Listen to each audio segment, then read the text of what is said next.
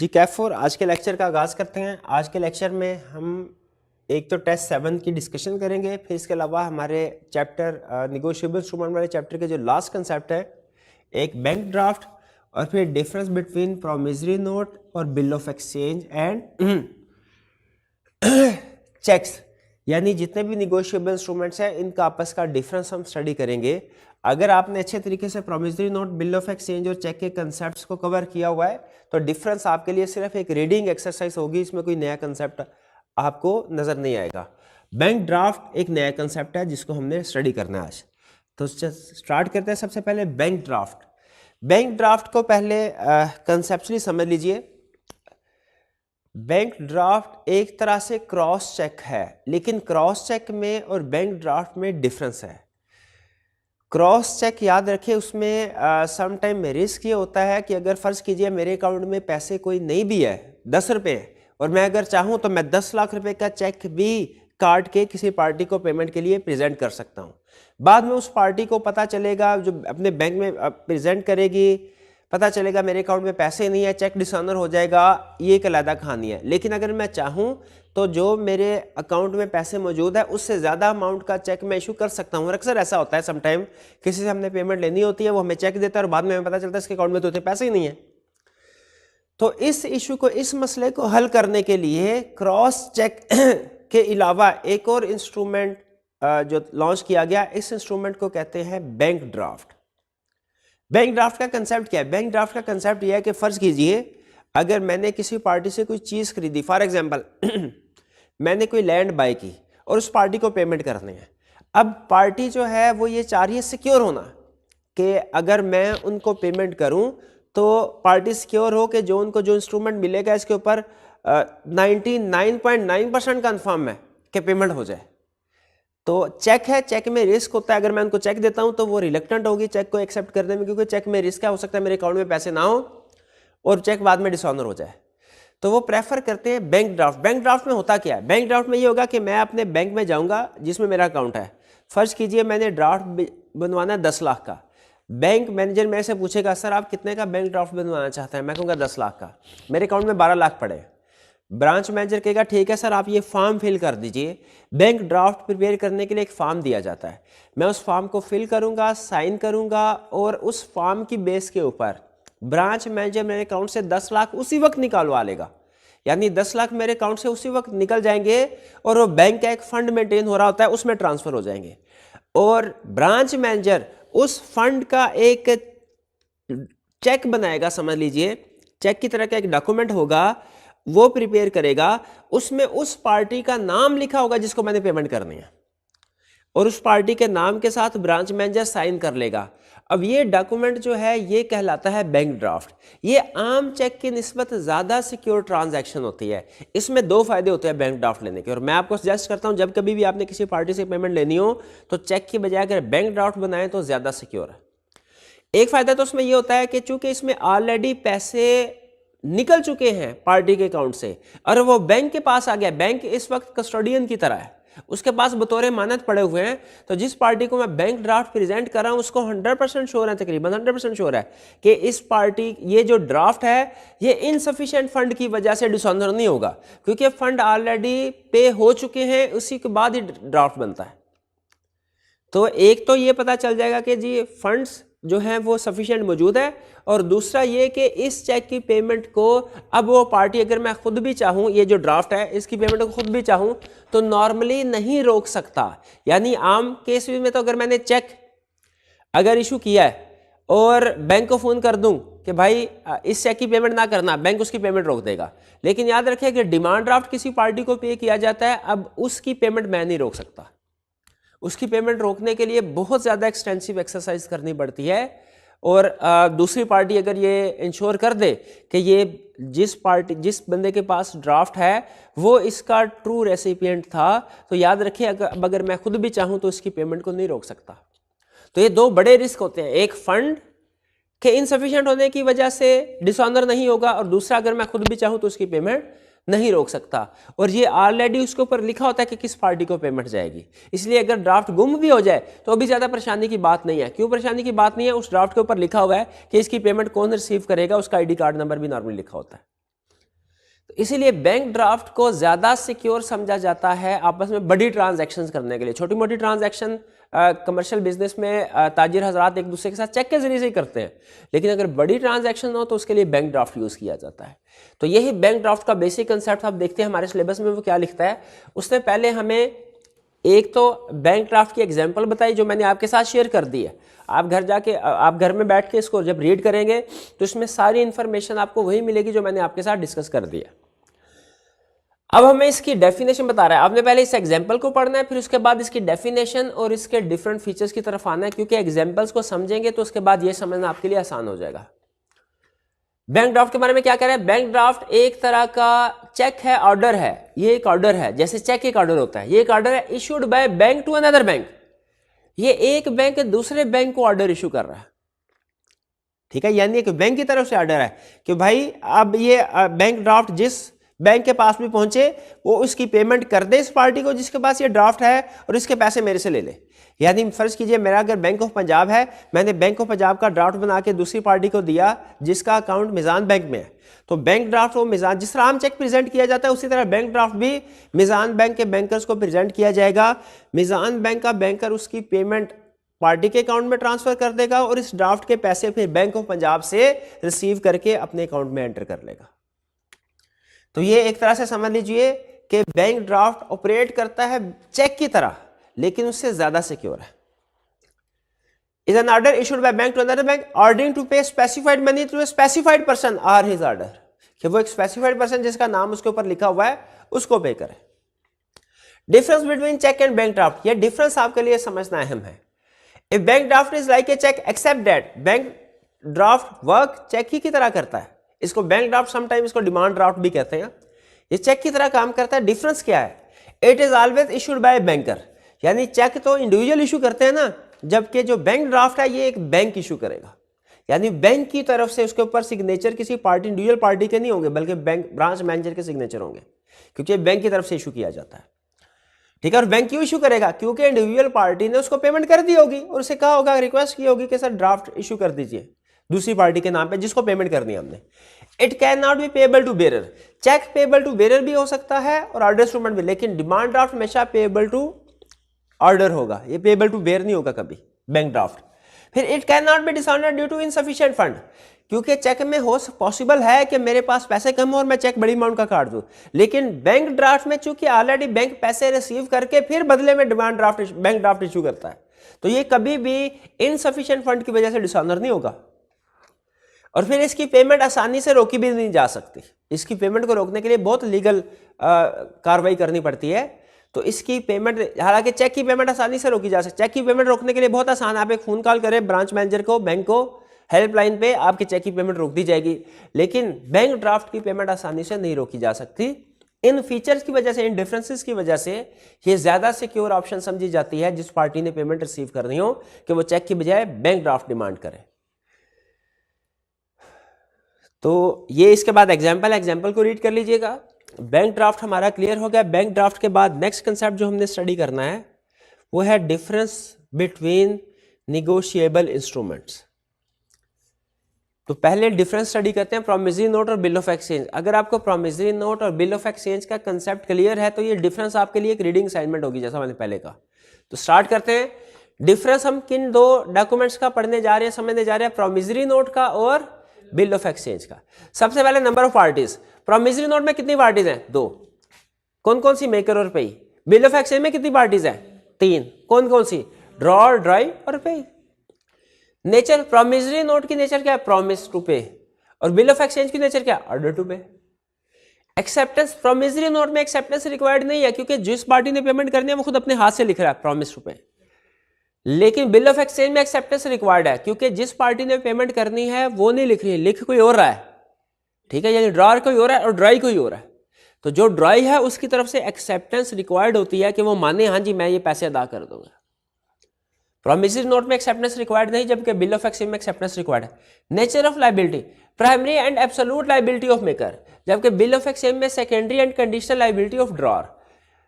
इसका मतलब क्या है प्राइमरी एंड एब्सोल्यूट लायबिलिटी? कि इसमें जो बंदा प्रॉमिसरी नोट को लिख रहा है वही लायबल है पेमेंट करने के लिए, वो ये एक्सेप्ट कर रहा है कि हाँ जी मैं इस इंस्ट्रूमेंट की पेमेंट करूंगा। वो खुद करेगा डायरेक्ट। ये नहीं है कि किसी और से पेमेंट ले लो, अगर उसने पेमेंट ना दी तो मैं लायबल होऊंगा पेमेंट करने के लिए। प्रॉमिसरी नोट में ऐसा नहीं कह रहा, बल्कि प्रॉमिसरी नोट में मेकर लिखने वाला खुद ये कह रहा है कि हाँ जी मैं प्राइमरी लायबल हूं और मैं खुद इस नोट की पे जो अमाउंट लिखी है इसकी पेमेंट करूंगा।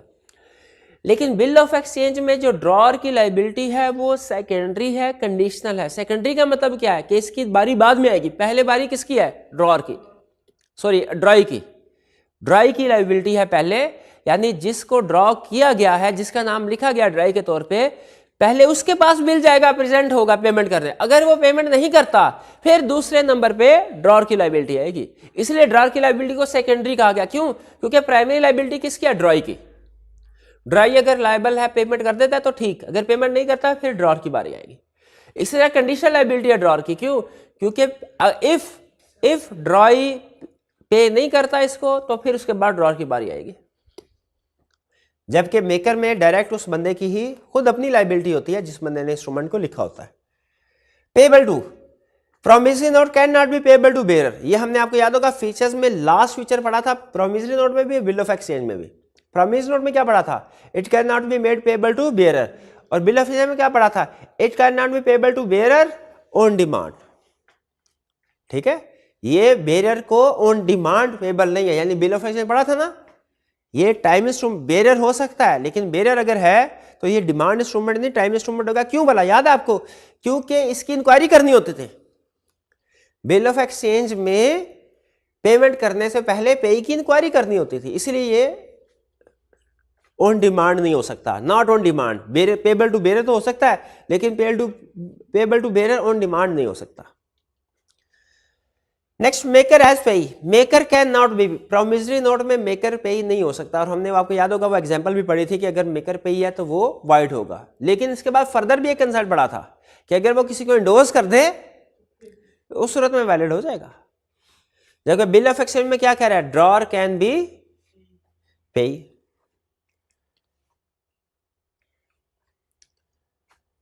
Next, notice of dishonour. अगर बिल प्रॉमिसरी नोट डिसऑनर होता है तो इसका कोई नोटिस रिक्वायर्ड नहीं है मेकर। लेकिन अगर बिल ऑफ एक्सचेंज डिसऑनर होता है तो उसमें चूंकि पेमेंट किसी और बंदे ने करनी है और लिखा किसी और बंदे ने है, तो अगर ड्रॉई पेमेंट करने से इनकार कर दे तो फिर क्या इसका पता चलना चाहिए ड्रॉअर को? बिल्कुल पता चलना चाहिए। तो ये हमारा डिफरेंस था प्रॉमिसरी नोट और बिल ऑफ एक्सचेंज में। ये पॉज कीजिएगा जी। नेक्स्ट डिफरेंस स्टडी करते हैं बिल ऑफ एक्सचेंज में और चेक में। सबसे पहला acceptance bye ड्रॉई। Bill of exchange के केस में आपको याद है हमने डिस्कस किया था कि चेक एक स्पेशल टाइप है बिल ऑफ एक्सचेंज की। लेकिन डिफरेंस ये है कि चेक हमेशा ड्रॉ किया जाता है किसी ना किसी बैंक पे। चेक का ड्रॉई हमेशा कोई बैंक होगा।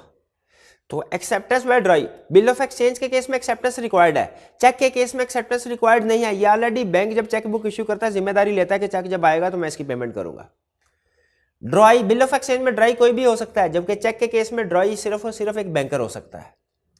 Payable on demand, bill of exchange payable on demand, demand instrument भी हो सकता है, टाइम इंस्ट्रूमेंट भी हो सकता है। जबकि हमने स्टडी किया चेक हमेशा डिमांड इंस्ट्रूमेंट होगा, टाइम इंस्ट्रूमेंट नहीं होगा। बैंक कभी ऐसा नहीं कहता कि आप उसको चेक प्रेजेंट करें तो वो कहे 2 दिन के बाद आके पेमेंट ले लेना, बल्कि वो उसी दिन आपको पेमेंट देता है।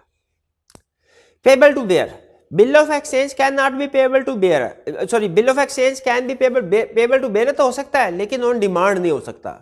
जबकि चेक पेबल टू बेयर भी हो सकता है और payable to bearer on demand भी हो सकता है।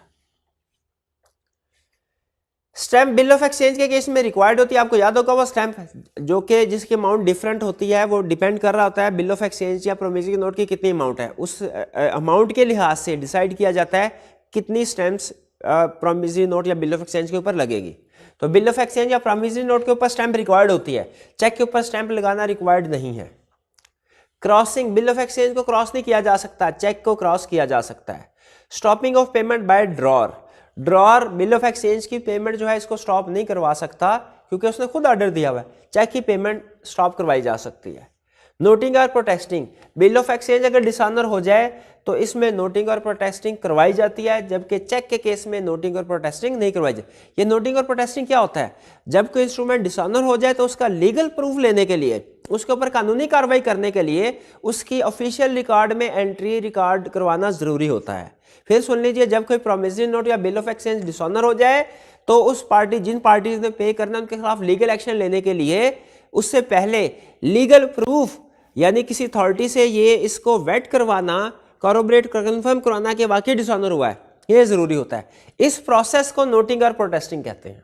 नोटिंग और प्रोटेस्टिंग का मतलब क्या हुआ, जब कोई इंस्ट्रूमेंट बिल ऑफ एक्सचेंज या प्रॉमिस नोट डिसऑनर होगा तो गवर्नमेंट के ऑफिशियल रिकॉर्ड में इसकी एंट्री करवाने को नोटिंग और प्रोटेस्टिंग कहते हैं, ताकि पार्टी लायबल टू पे के खिलाफ लीगल एक्शन लिया जा सके।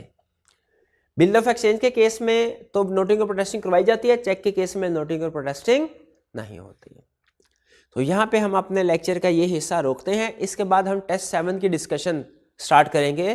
तो आपको कुछ देर के लिए ब्रेक दी जाती है। आपने करना ये है कि इस अरसे में आपके पास 5 मिनट है, टेस्ट 7 जो है उसको डाउनलोड करके या उसका प्रिंट अगर आपके पास क्लास में जो डिस्ट्रीब्यूट किया था आपके पास है तो उसको सामने रखें, टेस्ट 7 और उसके सोल्यूशन को। इस लेक्चर के अगले हिस्से में हम टेस्ट 7 और उसकी डिस्कशन करेंगे।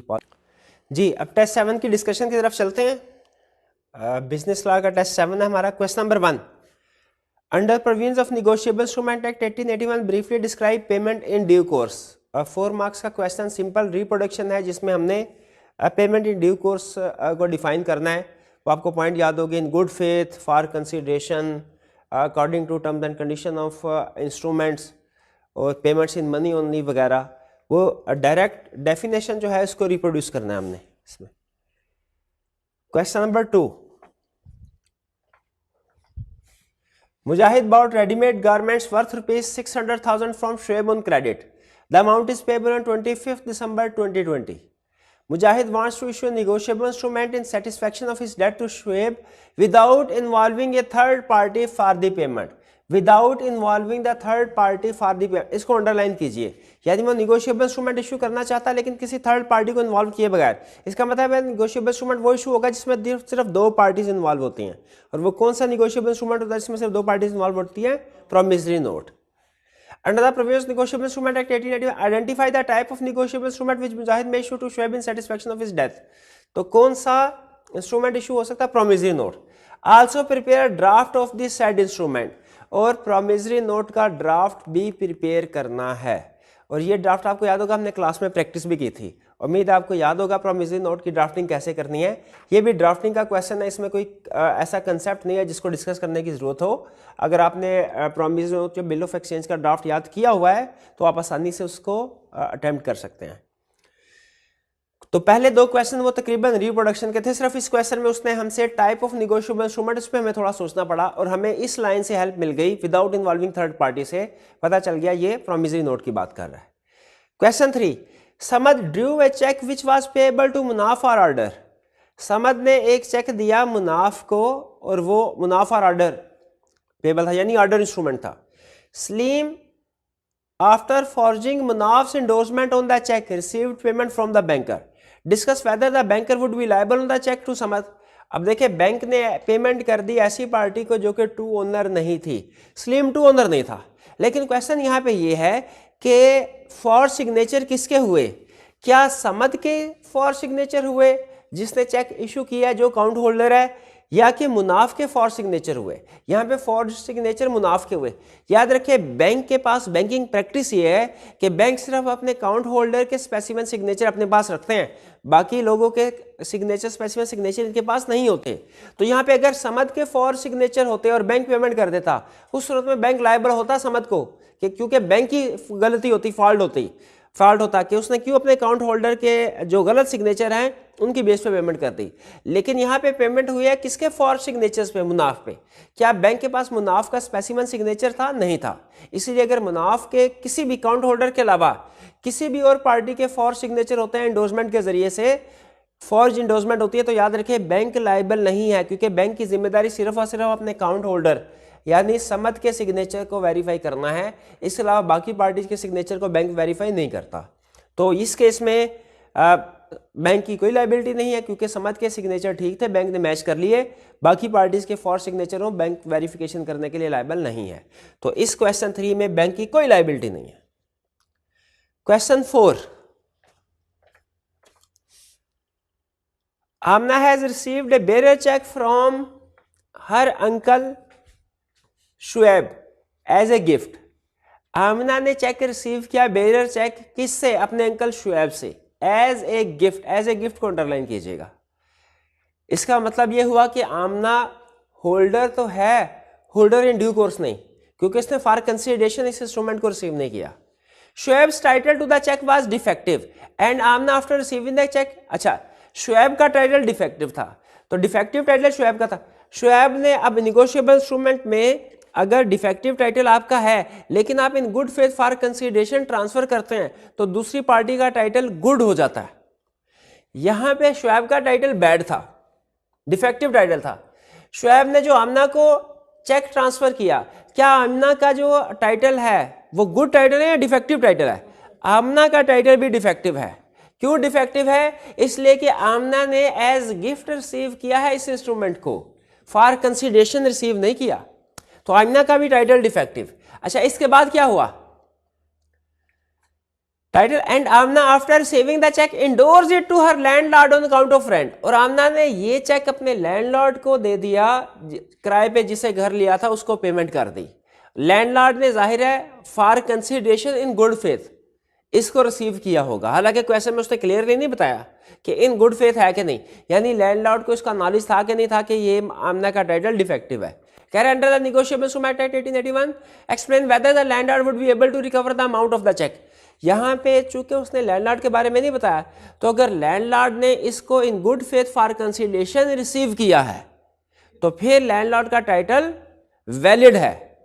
लेकिन अगर लैंडलॉर्ड ने इन गुड फेथ फॉर कंसिडरेशन इस चेक को रिसीव नहीं किया तो फिर चूंकि आमना का टाइटल डिफेक्टिव था, आमना ने आगे जिस पार्टी को चेक दिया उस पार्टी ने भी इन गुड फेथ फॉर कंसिडरेशन अगर इसको रिसीव नहीं किया तो फिर उस पार्टी का टाइटल भी डिफेक्टिव होगा। तो यहाँ पे क्वेश्चन को हम दो हिस्सों में डिस्कस करेंगे।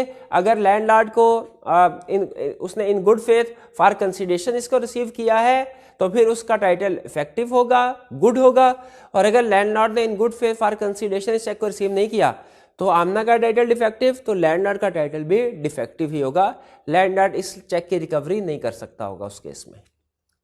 यह हमारा क्वेश्चन 4। इसके बाद आगे चलते हैं नेक्स्ट क्वेश्चन 5।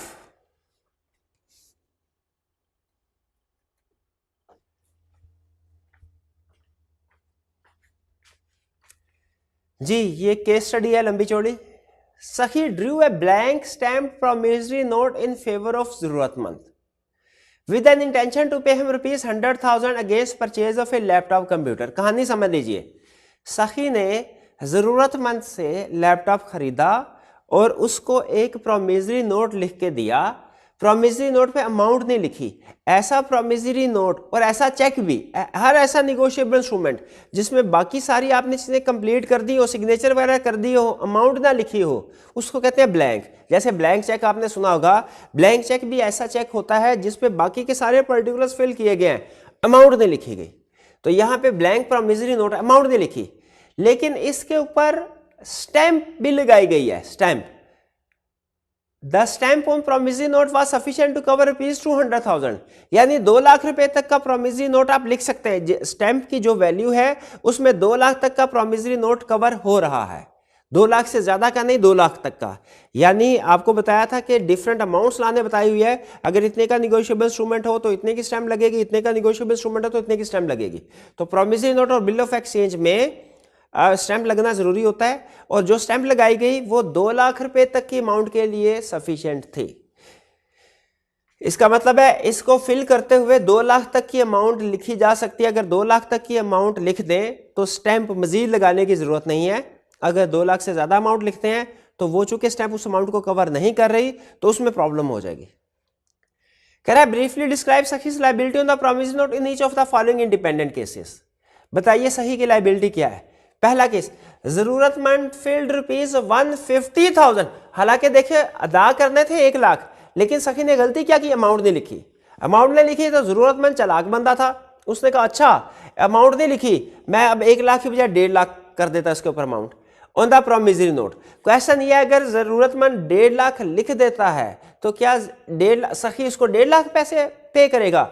लॉ कहता है नहीं, इस केस में अगर जरूरतमंद 1.5 लाख लिख भी लेता है तो याद रखे वो 1 लाख तक का होल्डर इन ड्यू कोर्स है, क्योंकि 1 लाख की अमाउंट का लैपटॉप था, कंसीडरेशन 1 लाख रुपए तक की थी। तो ऊपर का जो 50,000 है इसमें चूंकि कंसीडरेशन नहीं थी, इसलिए जरूरतमंद इस केस में 1 लाख का तो होल्डर इन ड्यू कोर्स है, जो ऊपर का 50,000 है इसके लिए वो होल्डर है, होल्डर इन ड्यू कोर्स नहीं।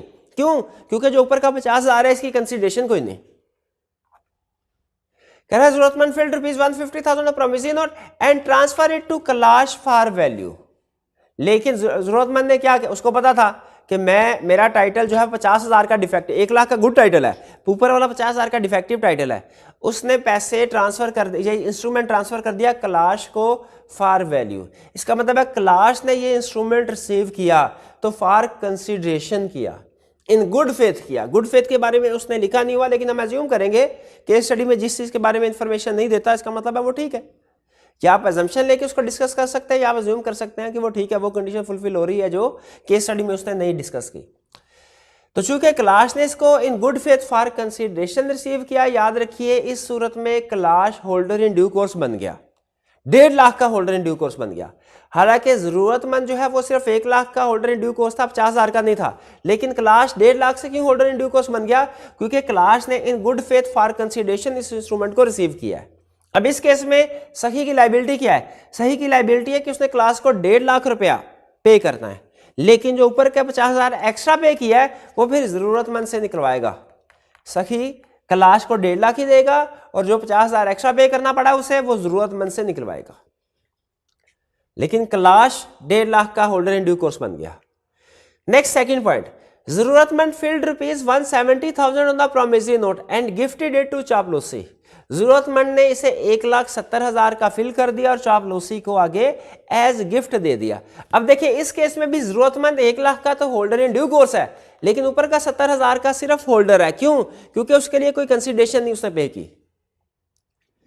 और अब चापलूसी के पास 1,70,000 का इंस्ट्रूमेंट आ गया। क्या चापलूसी होल्डर इन ड्यू कोर्स बन गया? जैसे कैलाश तो होल्डर इन ड्यू कोर्स बन गया था क्योंकि उसने फॉर वैल्यू से रिसीव किया था, उस तरह चापलूसी होल्डर इन ड्यू कोर्स नहीं बना। चापलूसी होल्डर है, होल्डर इन ड्यू कोर्स नहीं है। होल्डर इन ड्यू कोर्स क्यों नहीं है? क्योंकि चापलूसी ने को गिफ्ट के तौर पे इंस्ट्रूमेंट मिला है, उसने फॉर कंसिडरेशन इस इंस्ट्रूमेंट को हासिल नहीं किया, इसीलिए जरूरतमंद भी होल्डर था 1 लाख का, होल्डर इन ड्यू कोर्स नहीं था। टोटल अमाउंट 170,000 का, ऊपर के 70,000 का होल्डर इन ड्यू कोर्स नहीं था। चापलूसी का भी टाइटल याद रखें सिर्फ 1 लाख तक वैलिड है, ऊपर के 70,000 का वैलिड नहीं है। और कंपेयर कीजिए इसे कैलाश वाली एग्जांपल के साथ। कैलाश में हमने क्यों कहा था कि टोटल अमाउंट पेबल होगी? कैलाश टोटल अमाउंट का होल्डर इन ड्यू कोर्स बन गया था। क्यों? क्योंकि कैलाश ने इसको for consideration good faith receive किया था।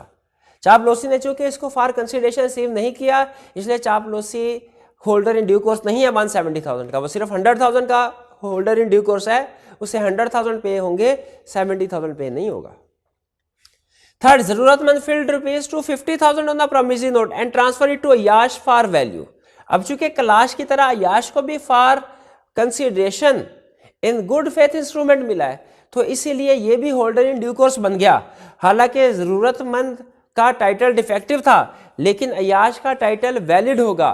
क्यों? इसने for consideration good faith receive किया है। लेकिन याद रखें अयाश जो होल्डर इन ड्यू कोर्स सिर्फ 2 लाख तक का बना, 250,000 का नहीं बना। क्यों?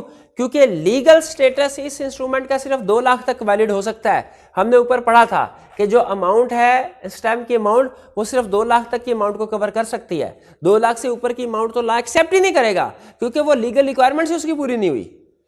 तो इस केस में अयाश 2 लाख का होल्डर इन ड्यू कोर्स बना और ये इससे मिलती जुलती है एग्जाम्पल। फर्क सिर्फ ये है कि इसमें अमाउंट जो लीगली अलाउड लिमिट है उससे ज्यादा लिखी गई है। तो सखी इस केस में अयाश को 2 लाख रुपए अदा करेगा और जो ऊपर का 1 लाख उसने एक्स्ट्रा पे किया है वो जरूरतमंद से रिकवर करवाएगा। ये क्वेश्चन 5 था। नेक्स्ट क्वेश्चन 6 की तरफ चलते हैं, part A. Saki draws a bill payable to Zubair or order. Saki ने एक बिल पेएबल ड्रॉ किया, बिल ऑफ एक्सचेंज जो कि पेएबल था जुबैर या ऑर्डर को। Zubair endorses it to Habib without adding the word order or any equivalent words thereof. अब गौर से सुनिए, जुबैर ने ये इंस्ट्रूमेंट हबीब को इंडोर्स कर दिया और उसके ऊपर लिख दिया हबीब, सिर्फ हबीब लिखा और ऑर्डर नहीं लिखा, सिर्फ हबीब लिखा और ऑर्डर नहीं लिखा। जुबैर इंडोर्स इट टू हबीब, जुबैर ने ये हबीब को इंडोर्स कर दिया, लेकिन इसके ऊपर और ऑर्डर का लफज या मिलता जुलता कोई लफज नहीं लिखा, सिर्फ नाम। बताइए क्या कह रहा है, advice whether Habib can further negotiate the instrument. Yes, Habib further negotiate कर सकता है। याद रखिए, सिर्फ हबीब लिखा हो उसका मतलब कुछ और है, हबीब ओनली लिखा हो, पेबल टू हबीब ओनली, उसका मतलब कुछ हो रहा है। अगर वो लिखता ना पेबल टू हबीब ओनली, तो इसका मतलब है फर्दर निगोशिएशन नहीं हो सकती, वो सिर्फ हबीब को ही पेबल था। लेकिन यहां पे उसने हबीब ओनली नहीं लिखा, बल्कि क्या लिखा, सिर्फ हबीब, पेबल टू हबीब, और ऑर्डर का वर्ड नहीं लिखा। तो ऑर्डर इंस्ट्रूमेंट के ऊपर याद रखिए, सिर्फ नाम लिख देना भी काफी है और ऑर्डर लिखना लाजमी नहीं है। अगर आप हबीब लिखे या हबीब और ऑर्डर लिखे, एक ही बात है, पेबल टू हबीब या पेबल टू हबीब और ऑर्डर, दोनों का मतलब एक ही है। लेकिन पेबल टू हबीब ओनली का मतलब फर्क हो जाता है। पेबल टू हबीब ओनली का मतलब यह है कि अब ये फर्दर निगोशिएट नहीं हो सकता, अब इसकी पेमेंट सिर्फ और सिर्फ हबीब को होगी। तो 6A में बताइए, क्या हबीब फर्दर निगोशिएट कर सकता है? यस, क्योंकि और ऑर्डर के वर्ड नहीं लिखे, हबीब को निगोशिएट तो हुआ और ऑर्डर के वर्ड नहीं लिखे, और ऑर्डर का वर्ड लिखना लाजमी नहीं है। 6 का B part, A due a bill payable to B which is due after 3 months, तीसरे महीने के बाद, 3 महीनों बाद ड्यू है। It pass through several hands before X became its holder, बहुत से लोगों से फर्दर निगोशिएट होता होता अल्टीमेटली एक्स के पास पहुंचा। On presentment by X B refuse to pay the bill, जब एक्स ने ये बिल ड्यू डेट पे जाके बी के सामने रखा, बी ने कहा भैया मैं तो पेमेंट नहीं करता। Discuss the rights of x, x के क्या राइट, याद रखिए एक्स के पास दो ऑप्शन, एक ऑप्शन तो ये कि चेन को फॉलो करे, आपको याद होगा, यानी जिससे उसे ये इंस्ट्रूमेंट मिला उसको वापस करे और इसी तरह ये इंस्ट्रूमेंट बैक डेट पे चलता रहे, या डायरेक्ट बी के खिलाफ लीगल एक्शन ले। याद रखें मिस्टर एक्स या तो जितने भी लोगों ने इसको इंडोर्स किया है उनमें से किसी के खिलाफ भी लीगल एक्शन ले सकता है, या इनको बाईपास करते हुए डायरेक्ट जो अल्टीमेट पार्टी है बी, उसके खिलाफ भी केस फाइल कर सकता है। एक्स बी के राइट है वो डायरेक्ट एक्स के खिलाफ, या जितनी भी प्रायर पार्टीज थी जिनसे होते हुए उसे इंडोर्समेंट बिल हुए, वो किसी भी पार्टी के खिलाफ लीगल एक्शन ले सकता है। नेक्स्ट चलते हैं अब हम क्वेश्चन 7 पे। 7 का ए पार्ट,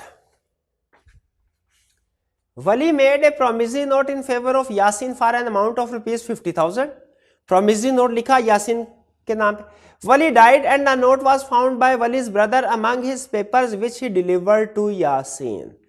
वली के डेथ हो गई और ये नोट उसके डॉक्यूमेंट्स में से मिला जिसे वली के भाई ने यासीन को दे दिया। इसका मतलब ये हुआ वली जिसने प्रोमिसरी नोट लिखा था उसने खुद डिलीवर नहीं किया, बल्कि उसके भाई ने ये नोट डिलीवर किया।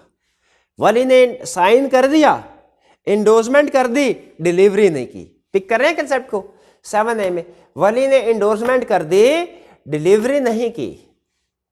कह रहा यासीन सूड वलीज लीगल रिप्रेजेंटेटिव, यासीन ने वली के लीगल रिप्रेजेंटेटिव के खिलाफ केस फाइल किया कि मुझे इस इंस्ट्रूमेंट के पैसे निकलवा के दिए जाएं वली की प्रॉपर्टी में से। क्वेश्चन ये है, क्या ये इंस्ट्रूमेंट वैलिड है? In the light of provisions of negotiable instrument act 1881 you are required to explain whether Yasin can recover the amount. No, recover नहीं, क्योंकि याद रखें वैलिड इंस्ट्रूमेंट के लिए जरूरी है इंडोर्समेंट भी हो और इंडोर्समेंट के साथ साथ डिलीवरी भी हो। यहां पे वॉलंटरी डिलीवरी नहीं है, यानी डिलीवरी उस पार्टी ने खुद की हो। वली ने खुद अगर ये इंस्ट्रूमेंट डिलीवर किया होता तो इंस्ट्रूमेंट वैलिड होता और यासीन इस इंस्ट्रूमेंट की बेस पे लीगल एक्शन के जरिए पैसे निकलवा सकता था। अब ये डिलीवरी वॉलंटरी नहीं, ये ऐसे ही है जैसे कि एक बंदे ने अपनी जेब में कोई चेक डाला और कोई दूसरा बंदा गन पॉइंट पे वो चेक ले ले। क्या लीगली वो जिस बंदे ने गन पॉइंट पे चेक लिया है वो ट्रू ओनर है? वो लीगल प्रोसीडिंग के जरिए से पैसे रिकवर करवा सकता है? इसका जवाब है नो। तो यहाँ पे भी चूंकि वॉलंटरी डिलीवरी नहीं हुई, वली ने खुद डिलीवर नहीं किया, तो इसलिए वली लायबल नहीं है या वली की प्रॉपर्टी इस इंस्ट्रूमेंट के ऊपर लायबल नहीं है पेमेंट करने के लिए। 7 का B part, a bill was drawn payable to Ahmed or order, it was lost subsequently. Bashir who found the bill forge Ahmed signature, यानी अहमद पेई था, ड्रॉर नहीं था, पेई था। तो अहमद के फॉर सिग्नेचर लिए गए and endorse it to Chawla who took it for value and in good faith. Chawla ने चूंकि इसे फॉर वैल्यू और गुड फेथ रिसीव किया है तो चावला इसका होल्डर इन ड्यू कोर्स बना। तो उसने उसकी पेमेंट भी ले ली। Can it be considered payment in due course if ड्राई paid the amount to Chawla. अगर ड्राई ने ये अमाउंट चावला को पे कर दी है, क्या ये पेमेंट इन ड्यू कोर्स है? याद रखें इसमें होल्डर इन ड्यू कोर्स तो बन गया, Chawla holder in due course, क्योंकि उसने इन गुड फेथ फॉर कंसिडरेशन इसको रिसीव किया। लेकिन बिल ऑफ एक्सचेंज के केस में हमने कंसेप्ट पढ़ा हुआ है कि क्या कि पेमेंट करने से पहले इंक्वायरी करना जरूरी है। अगर आप बिल ऑफ एक्सचेंज की पेमेंट कर दे विदाउट मेकिंग इंक्वायरी, वो पेमेंट इन ड्यू कोर्स नहीं होती। इसमें नोट कीजिए, वो ये नहीं पूछ रहा कि Chawla holder in due course है कि नहीं, वो कह रहा है बताओ जो भी पेमेंट करनी थी पार्टी ने, ठीक है, जिसने पेमेंट की है, तो ये पेमेंट इन ड्यू कोर्स है कि नहीं। ये होल्डर इन ड्यू कोर्स का क्वेश्चन नहीं है, पेमेंट इन ड्यू कोर्स का क्वेश्चन है। तो इसमें हम ये लिखेंगे अगर तो पेमेंट करने वाले ने इंक्वायरी की कि कौन पे है और वो मुतमिन हो गया कि ये वाकई ही होल्डर इन ड्यू कोर्स है, अगर बिल ऑफ एक्सचेंज की पेमेंट करने से पहले ड्यू इंक्वायरी की गई है, ये पेमेंट इन ड्यू कोर्स है और वैलिड है। अगर ड्यू इंक्वायरी नहीं की गई तो ये वैलिड पेमेंट नहीं है। क्यों? क्योंकि payment in bill of exchange की पेमेंट करने से पहले इंक्वायरी करना जरूरी होता है। Question 8, A made out a cheque writing pay to B and delivered the same to him. ठीक है, एक चेक लिखा पे टू बी और ये ऑर्डर इंस्ट्रूमेंट है, डिलीवर कर दिया। Afterwards B puts his signature on the back of the cheque and delivered it to सी।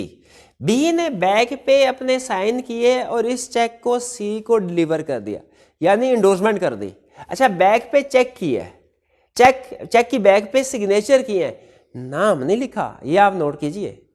ए ने जब बी को दिया तो पे टू बी नाम लिखा, बी ने जब सी को दिया तो बैक साइड पे चेक की साइन कर दिए, नाम नहीं लिखा।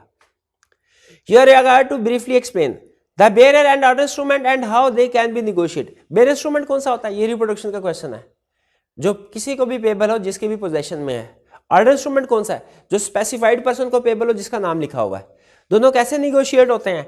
बेयर इंस्ट्रूमेंट तो सिर्फ फिजिकल डिलीवरी के जरिए से निगोशिएट हो जाता है। ऑर्डर इंस्ट्रूमेंट की अगर निगोशिएशन करनी हो, आपको इंडोर्समेंट यानी सिग्नेचर प्लस फिजिकल डिलीवरी भी करनी पड़ती है।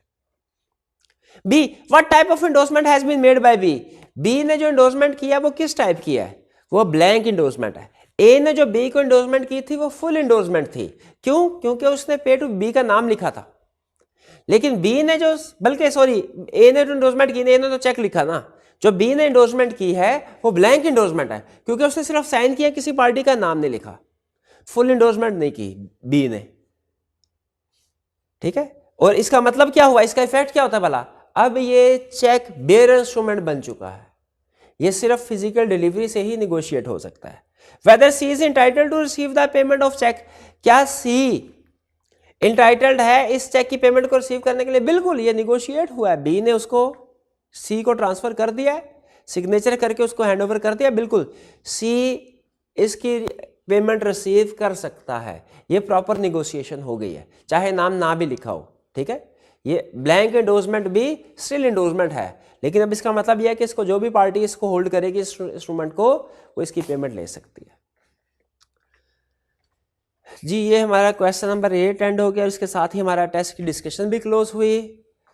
कल के लेक्चर में हमारा प्लान है कि इंशाल्लाह हम जो आपके प्रीवियस लेक्चर की होम असाइनमेंट थी इसको डिस्कस करेंगे, और ख़ास तौर पे एमसीक्यूज़ रिमाइंड करा दूँ आपको। प्रीवियस लेक्चर में मैंने एमसीक्यूज़ की असाइनमेंट दी थी, निगोशिएबल इंस्ट्रूमेंट के जो चैप्टर्स है इसके एमसीक्यूज़ आपने अटैम्प्ट करके आने हैं, ताकि कल जब डिस्कशन हो इसकी तो आप उसमें पार्टिसिपेट कर सकें। आज का लेक्चर यहाँ पे ख़त्म करते हैं हम। अल्लाह हाफिज़।